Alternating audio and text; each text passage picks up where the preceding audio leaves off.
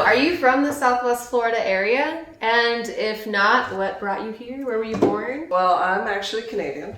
I was born in Winnipeg, Manitoba. I came here when I was 6 years old, so I can't really own my Canadian identity as much as I wish I could. But I have been living here for 24 years, and I've been exhibiting in Southwest Florida pretty consistently for the last 8. How did you get started as an artist?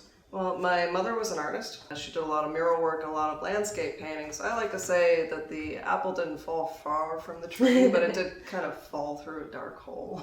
I was pretty rebellious when I was young. I grew up kind of telling myself I didn't want to become my mother. I didn't even start painting until I was about 16 or 17 years old because I just resisted it so much. I was like, what else could I possibly do? But once I did start painting, I realized I had a really unique gift for it. Are there specific subjects that you love to paint?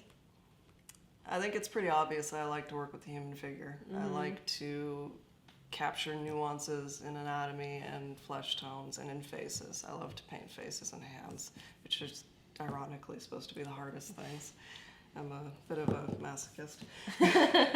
I do also really like to paint fauna. I get it's probably little known. I do get a little thrill every time somebody asks me to do a pet portrait. I'm like, great! I can paint a cat or a dog. I don't mind that at all. But I love to just create these worlds and insert people into them. I like my own little dreamscapes. So what is your favorite thing about being a full-time artist? Oh, it's very freeing time-wise because that elusive nature of inspiration, the way it kind of creeps up on you, it's completely at random. And I hated being constricted by where I was, how exhausted I might be after a long days of work. The nice thing about being a full-time artist is that when that urge to create comes up on you, you can just do it. You just get into your studio and start working until 2, 3, 4 in the morning, and you don't have any weird guilt issues over it. What is the most difficult thing about being a full-time artist? Yeah, that one's pretty obvious. It's all making ends meet. It's not easy. It's not easy at all. It's really hard, but I don't know, if it's what you love to do, you're passionate about it, you're just going to keep working, and I've been working every day. Do you have difficulty finding inspiration on a day-to-day basis? Inspiration finds you. Yeah. You don't go out and look for it. You're not really you're not going to stumble upon it sometimes. Yeah. I mean, a lot of my inspiration comes from dreams, so I have literally no control over how it comes. What is it like being a woman in the art community? Do you face sexism? I'd say so. Yeah. I think that we all do, especially in any field, really. We run into these walls, these glass ceilings. It's easier now in some ways, and it still comes up, though. It's surprising. I still run into either other artists or galleries that really have odd expectations from female artists. I'm always playing the expectations game, and especially difficult for being a dark artist, so to speak. The work that I do, I can't tell you how many times, especially when I was first starting to exhibit, I would sort of eavesdrop on people and surprise them.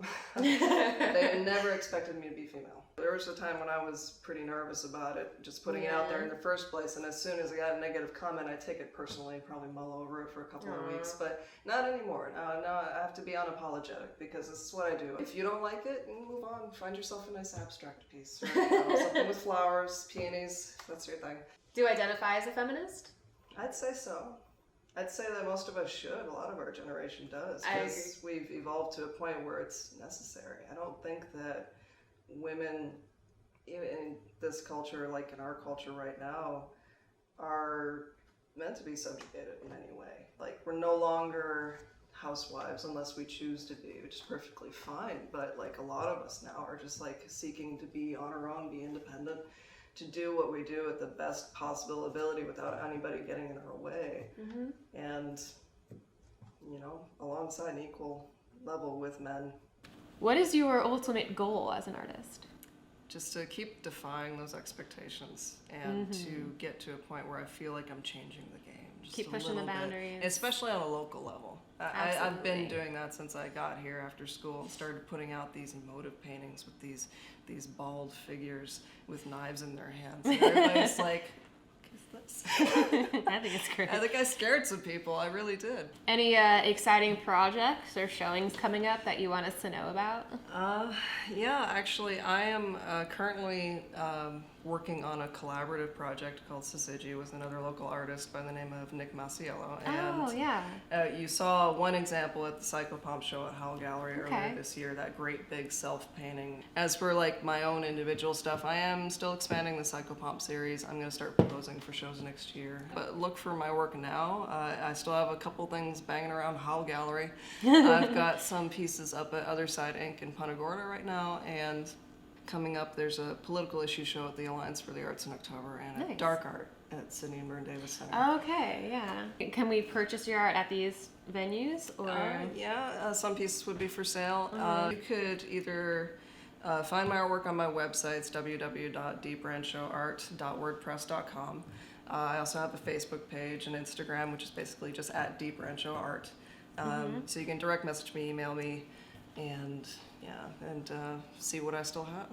Sounds good. Okay, well, thanks for sitting down with us, Danielle. Thank you. It's been awesome having you. Thanks for having us in your beautiful house with all your beautiful art.